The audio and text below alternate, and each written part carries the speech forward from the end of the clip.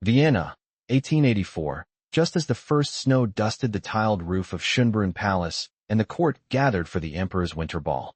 The ballroom glittered with candlelight, its chandeliers throwing gold across polished floors where princes and archduchesses turned in perfect step. But behind the velvet curtain, near the musicians' gallery, a girl in a footman's coat held her breath, heart hammering against linen bindings. Brielle Rensley adjusted the powdered wig that hid her dark curls. The uniform itched, and the wool smelled of pipe smoke and saddle leather, but it was the only way she could be here close to her brother, now a junior cellist in the emperor's orchestra. She had forged his travel papers after he was arrested in Krakow for distributing banned Polish newspapers.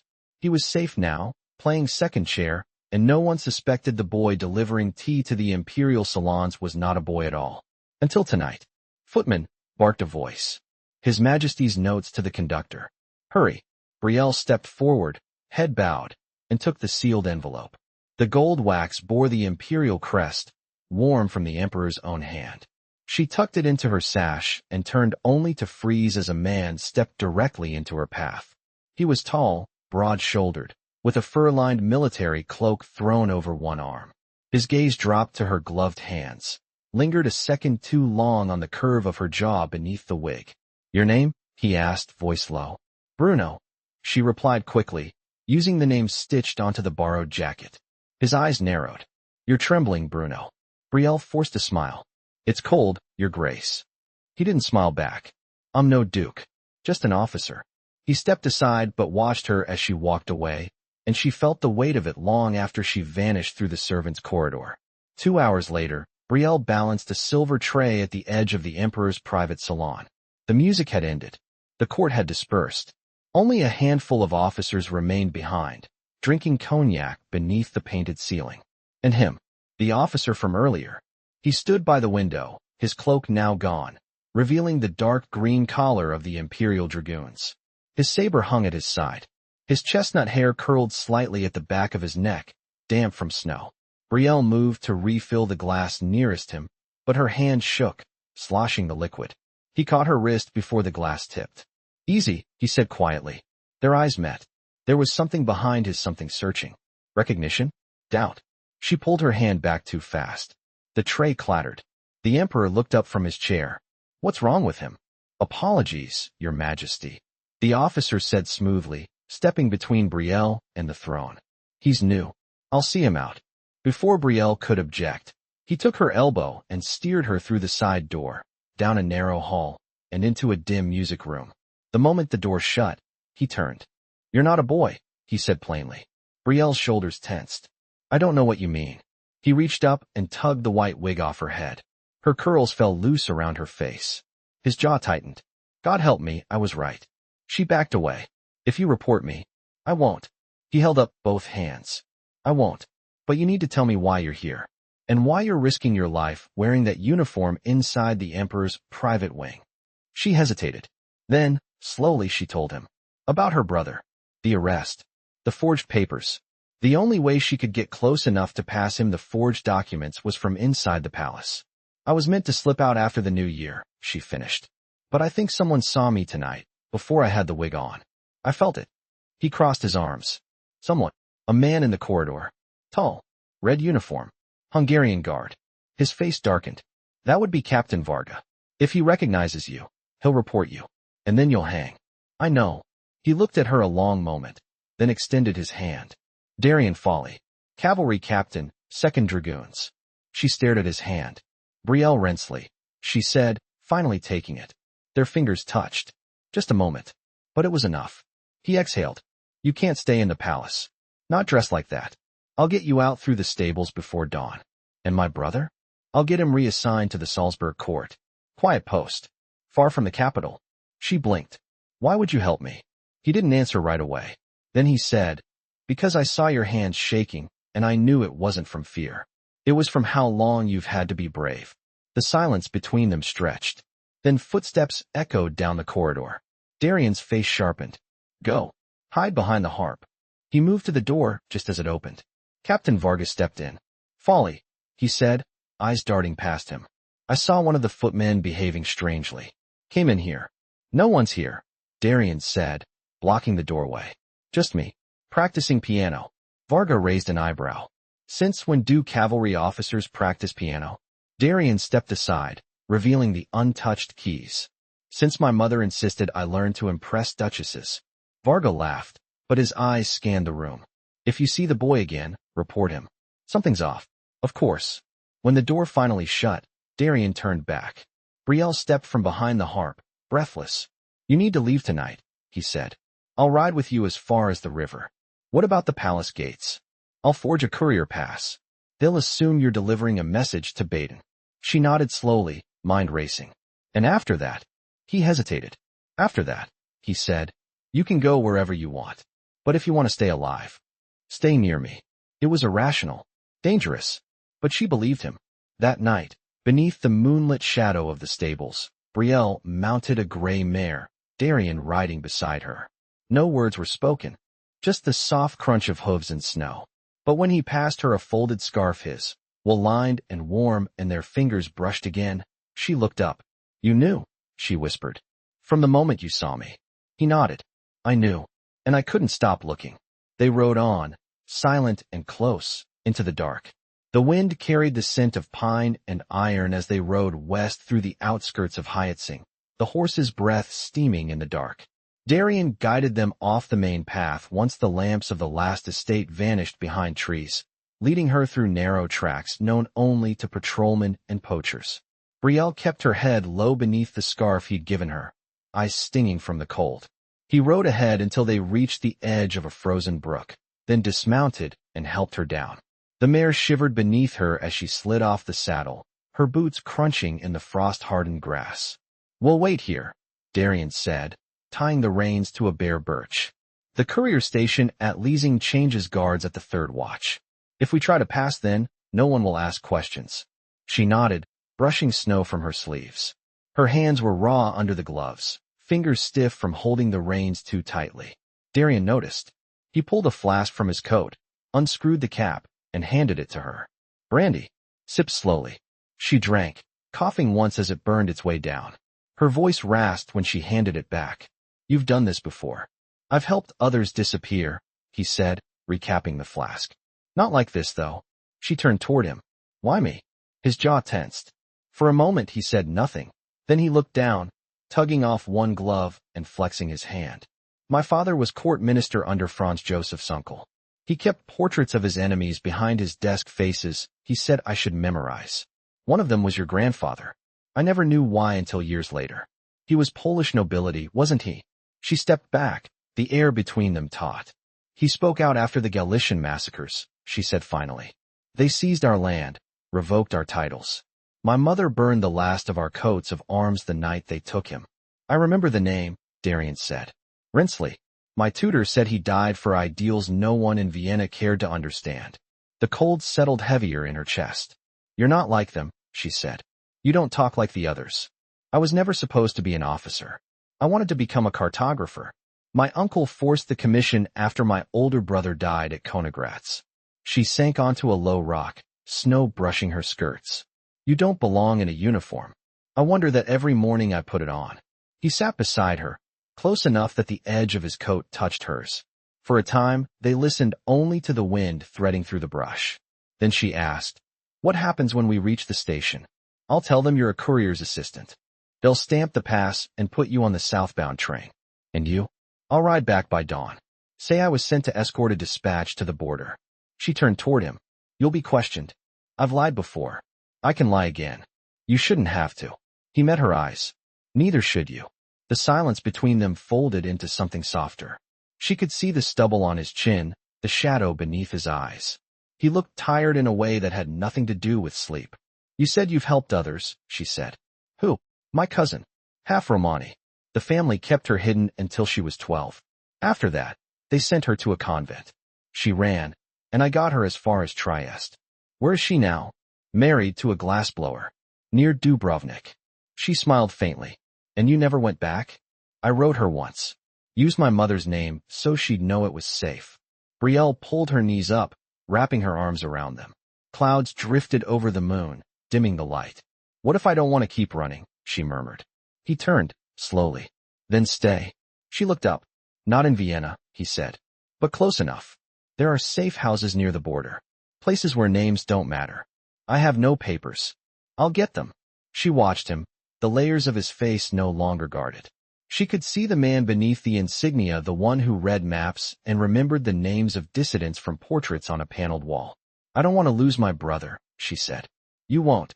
And if they find us, then we make it impossible for them to take you back. She stood, brushing snow from her skirt. You talk like you've already decided. I have. She hesitated, then stepped toward him. You barely know me. I know you've risked your life for someone you love. I know you haven't asked me for anything, not even now. That's more than I know about most people I ride beside. A low whistle cut through the trees. Darian stood, eyes alert.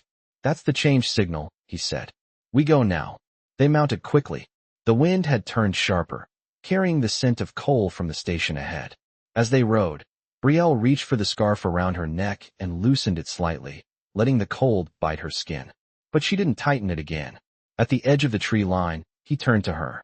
If you cross tonight, there's no going back. She met his gaze. I don't want to go back.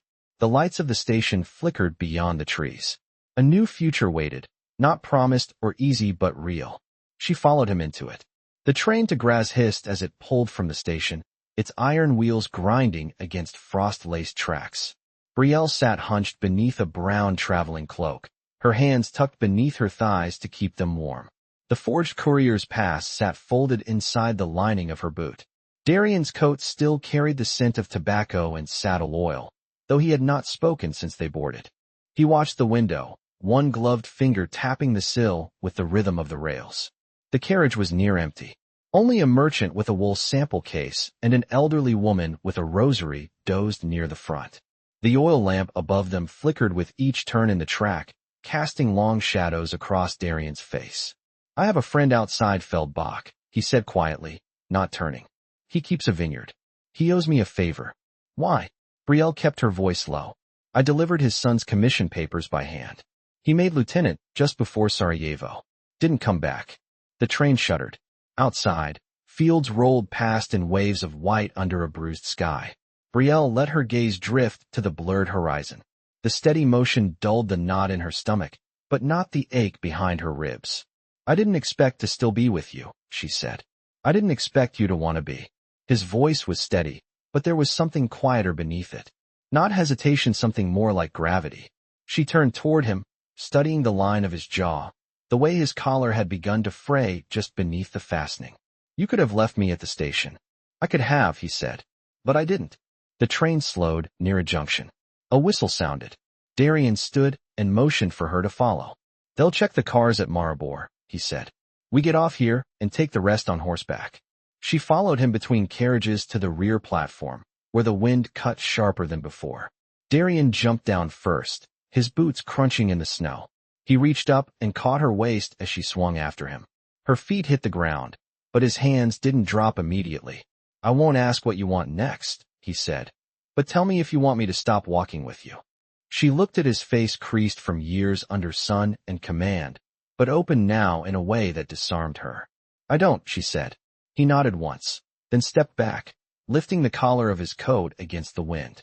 They crossed the tracks and moved into the woods beyond, where his mare waited, tied beneath a pine bough. 2 saddlebags rested near her hooves, one carrying provisions, the other sealed letters wrapped in oilskin. They rode east along the old Roman road, the stones buried beneath snow and moss. By dusk, they reached a low ridge overlooking a frozen vineyard. The farmhouse beyond it was shuttered, smoke curling faintly from the chimney. A yellow lantern blinked twice from the window. Darian dismounted and gestured for her to wait beside the tree line. He approached the house, unbuttoning his coat to reveal the insignia beneath. The door opened, and a man stepped out broad, bearded, with a limp in his right leg. He embraced Darian tightly, then looked toward the woods. Brielle stepped forward. The man raised one brow but said nothing, only nodded and stepped aside. Inside, the house was warm, the hearth fire casting amber light against the stone walls. A young woman with a shawl over her braids brought bread and broth without questions.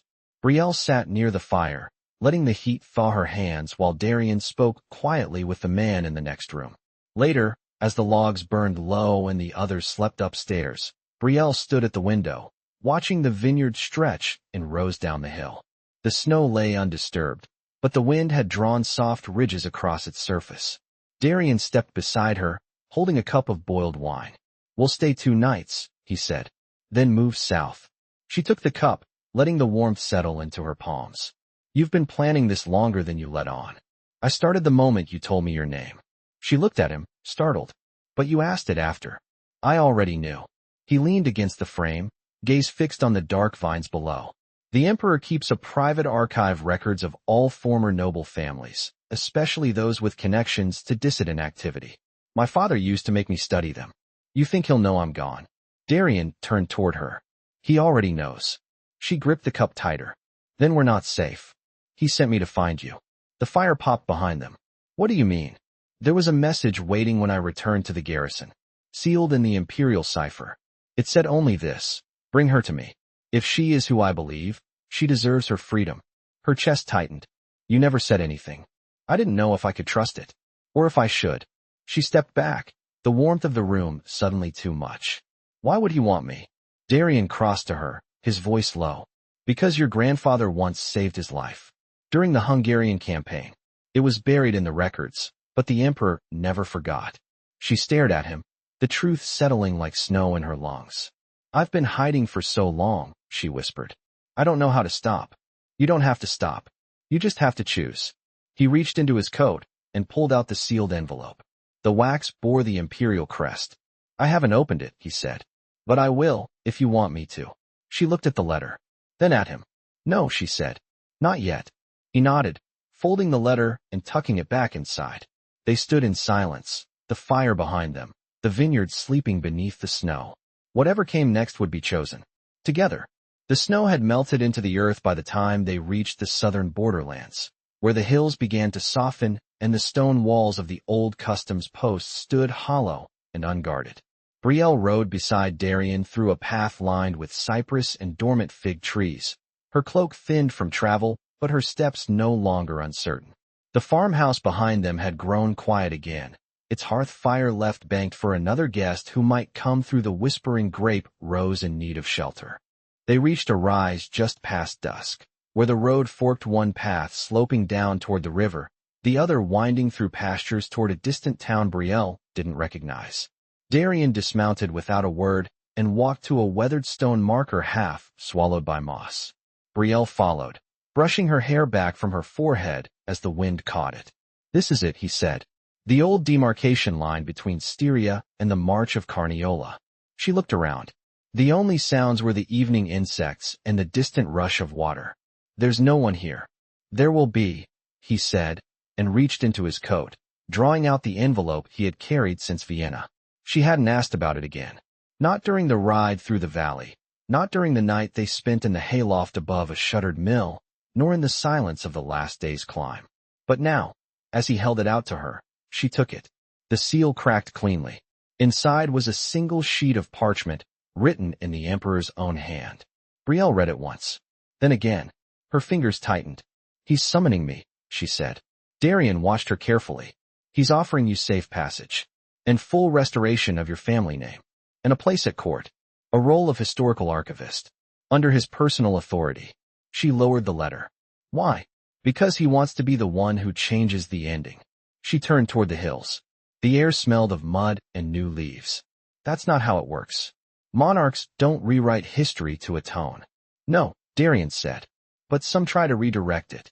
She faced him fully then, the slope of her shoulders no longer guarded. "And what happens if I go?"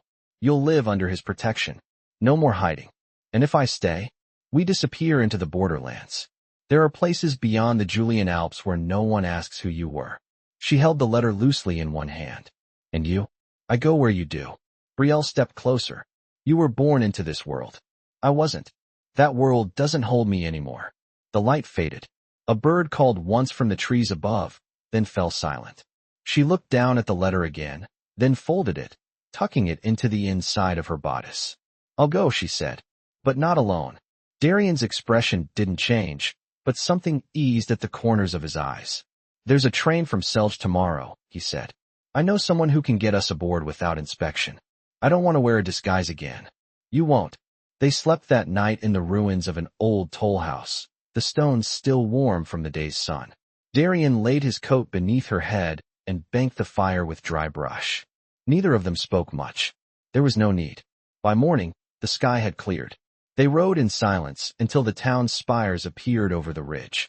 At the station, a man in a baker's apron nodded once and handed them a stamped manifest.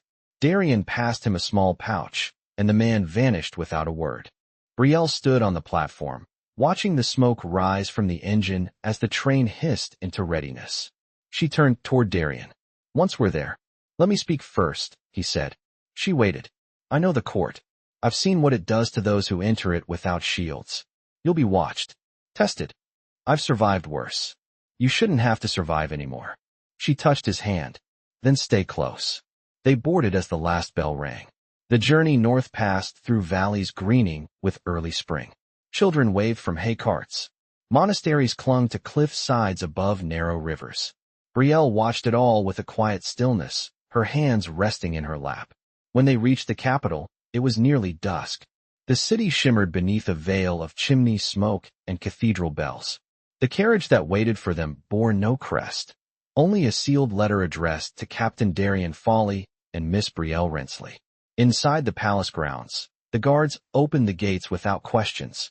A steward guided them through a side corridor lined with portraits of Habsburg emperors, their oil-painted eyes following every step. A final door stood at the end, half open. Darian stopped.